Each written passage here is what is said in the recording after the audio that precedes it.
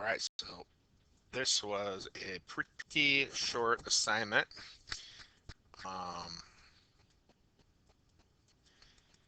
and the first 6 of these problems were just finding some average rates of change given a function in an interval.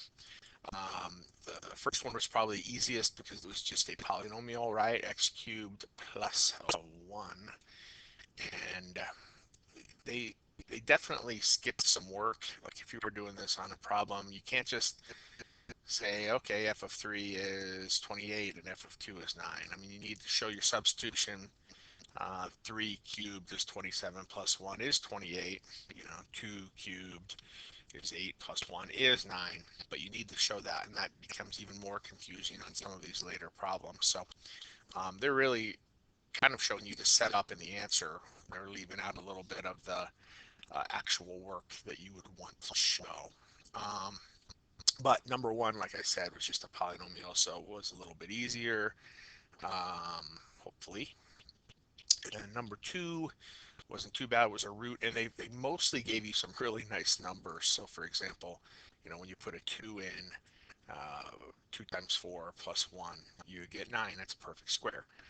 4 times 0, 0 plus 1, it's 1. Well, that's another perfect square. So we got perfect squares and we got an integer value. They gave you one nice number down here. 4 times 12 was 48 plus 1 is 49. So that's a perfect square of 7.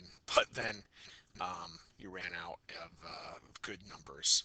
When you plugged a 10 in, you got 41. And so at this point, it becomes kind of follow the directions, right? If the directions say exact values, this is as far as you could go. On the other hand, if they wanted an estimation, it would be to 3 decimal places, and then becomes a calculator problem. So a lot of these were done with calculators to get the approximations. Number 3, e to the x. So e to the negative 2 is like 1 over e squared, and they didn't really simplify it from that point. I think they just used a calculator. I think I would have probably manipulated this to get rid of the negative exponent if they wanted exact form. But once again, whatever the directions ask you to do. And then the interval 1, 3 would be, so e to the first is just e cubed. E cubed minus e to the first certainly looks like it should be something you could reduce, but you can't, right? Exponents, you can't add and subtract bases with exponents, and so once again it becomes something to plug into the calculator. If you are plugging these into the calculator and you're not getting the answers in your course pack, that would be a question to ask, because maybe you're just not being careful about how you're entering them. Natural log of 4 is certainly not something that we know. Natural log of 1, that one's pretty easy. That one's just 0, because right, anything raised to the 0 is 1, and so this is really this reduced answer here should have just been natural log of 4 over 3, because natural log of 1 is 0. Wow, 100 to 103. So yeah, definitely you're probably not going to know those. So this would be your exact answer, and then if we plug it in, we see a tiny little difference between those values, since logarithms are such slow growing functions. You don't see much of a difference between them. Number 5 and 6 were trig functions, and these are ones a lot of times that you'll actually get on like quizzes and tests, and you'll be expected to simplify them down. They'll give you nice values. So for example, the cotangent of 3 pi over 4, remember that's in quadrant 2, so it's negative, but it's just negative 1, and the cotangent of pi over 4 is in quadrant 1, so it's positive 1. So you just get negative 2 over pi over 2, which when you flip the pi over 2 and multiply by 2 over pi, you just get negative 4 over pi. That's what the answer should have been. It's an exact value, is negative 4 over pi, and you could definitely have simplified that one down, left it in exact terms. Um, the cotangent of pi over 2 is 0, and of pi over 6 is root 3. So you'll get negative root 3 over pi over 3, or um, what, 3, negative 3 root 3 over pi would have been the way I think that the exact value should have gone for that one. So negative 3 root 3 once I multiply by the reciprocal there over pi.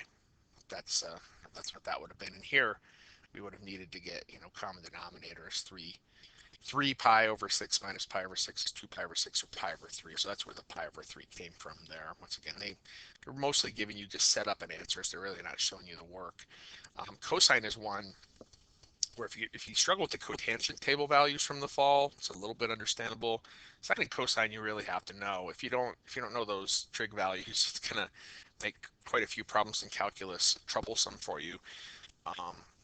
There's a reason that we spent an entire semester on trigonometry. You really need to know those values. So the cosine of pi is -1. And this is where you're really skipping work. But 2 plus -1 is 1. So that's where that 1 comes from. The cosine of 0, when I plug the 0 in, the cosine of 0 is 1. So 2 plus 1 is 3. That's where that comes from. That you have to show that substitution if you're doing this out in work. This is not really full work on this, like I said. And then when you plug negative pi and pi in, you just get two negative ones. So 1 minus 1 is 0. So that one just turns into a 0. And that's it. Now the last two problems were probably a little bit easier because you're just picking points off of graphs and then approximating their slope. So they wanted you to start at point Q1 and define the slope between P and Q1. If you didn't get exactly 43, that's fine, but you should have been fairly close to 43. These are the approximate points that we were reading off the graph. And so you're just finding slope, y minus y over x minus x, or f of b minus f of a over b minus a, f of b minus f of a over b minus a. And what happens is by the time you get to point 3, PQ3, PQ4, the slope is almost kind of getting stuck at 50.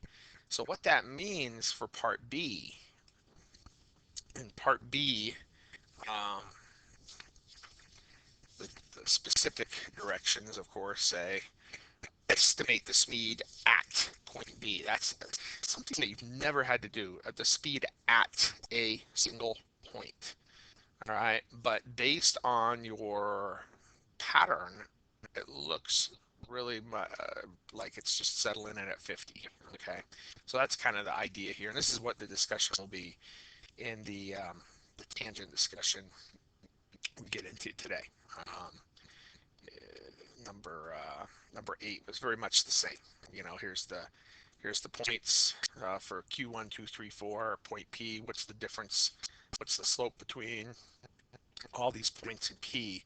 Well, 12, 14, it starts getting a little steeper, but then by the time you get to points 3 and 4, it really doesn't change much anymore. And even if you didn't have those exact same points, I bet yours are not changing very much at all.